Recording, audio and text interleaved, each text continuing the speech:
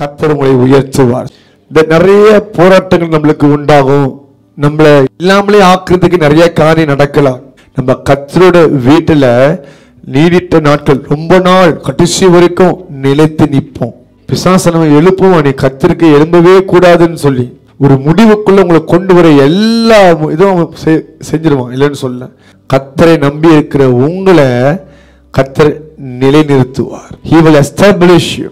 He will never allow you to be destroyed, but he will establish you. பாருங்க, தாவீதோட வாழ்க்கையில நமக்கு எல்லாத்துக்கும் தெரியும், தாவீது சாகணும்னு சொல்லி நிறைய பேர் எதிர்பார்த்தாங்க. ஆமாமா இல்லையா?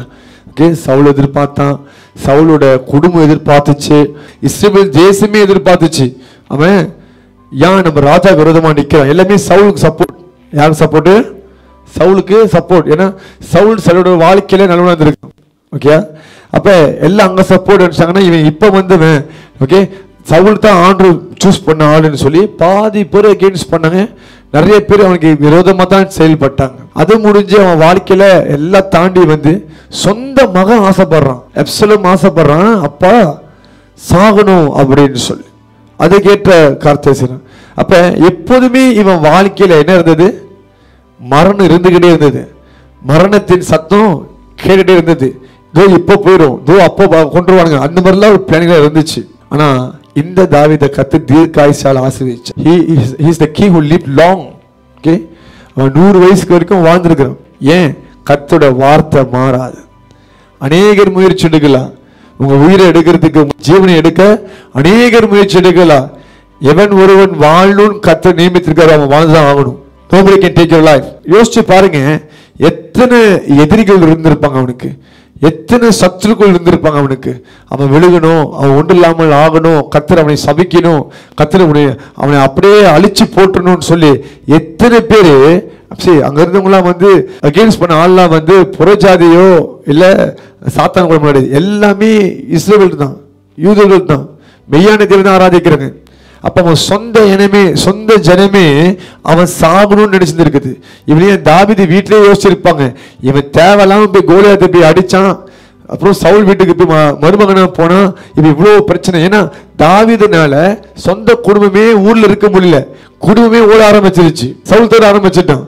அப்ப கூட போன என்ன சொல்லிப்பாங்க பார்த்து, பிறந்திருக்கு பேர் தேவையில்லாம நம்ம உயிரை பிடிச்சி வாங்குதுன்னு சொல்லி விஷம் சுத்தினாலும் பரவாயில்லன்னு சொல்லி பேசியிருப்பாங்க.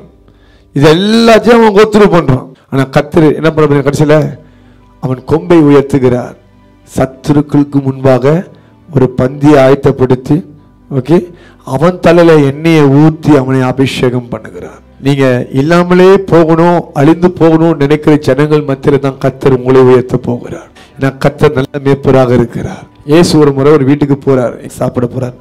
போன இடத்துல அங்க ஒரு ஸ்திரீ, ஓகே, வந்தவங்க திரும்பி வந்து இயேசு பார்த்து பேசியிருக்கிறாங்க. ஆனா யாருமே யோசிக்கிற இந்த காரியத்தை.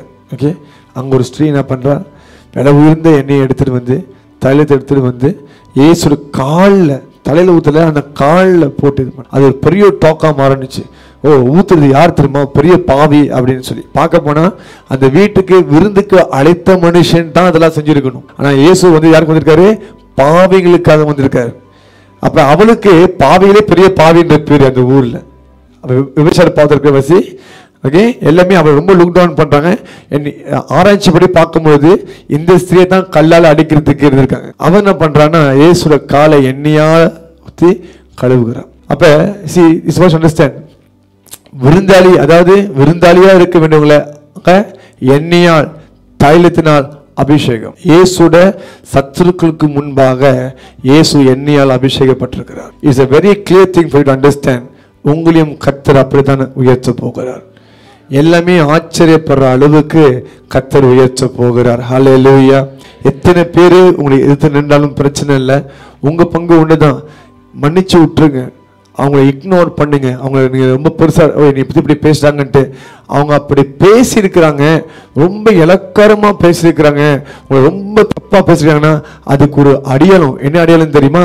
கர்த்தர் அவங்க முன்னாடி அவங்களை உயர்த்த போகிறார். So let them talk, let them do their talks. அவங்க பேசட்டும், அவங்க உங்களை கேவலப்படுத்தட்டும், அசிங்கப்படுத்தட்டும், என்ன வேணாலும் பண்ணட்டும். ஓகே, உங்களை பார்த்து பைத்தியம் கூட சொல்லுவாங்க, பிரச்சனையே இல்லை, செய்யட்டும். அவங்களுக்கு முன்பாக தான் கர்த்தர் உயர்த்த போகிறார். நீ எப்போதும் என்ன சொல்லுவேன்னா, ஒரு நெகட்டிவ், அதாவது நெகட்டிவா ஏதாவது பார்த்தீங்கன்னா it's a sign something good is going to happen. ஏதோ ஒரு நன்மை நடக்க போகுது. உங்களுக்கு சில நேரத்தில் உங்களோட மானத்தை தொற்றுவாங்க. எப்படின்னா உங்களோட டிக்னிட்டி, ஓகே, அது சொல்லியிருக்கவே கூடாது, அவங்க பேசியிருக்கவே கூடாது. அப்படி அவங்க அதை பேசிட்டாங்கன்னா நான் சொல்றேன், அங்கதான் உயர்வு உண்டாக போகுது. நீங்க அவங்கள்ட்ட போய் நான் வாழ்ந்து காட்டலாம் சொல்லாதீங்க, அதெல்லாம் வேணாம்.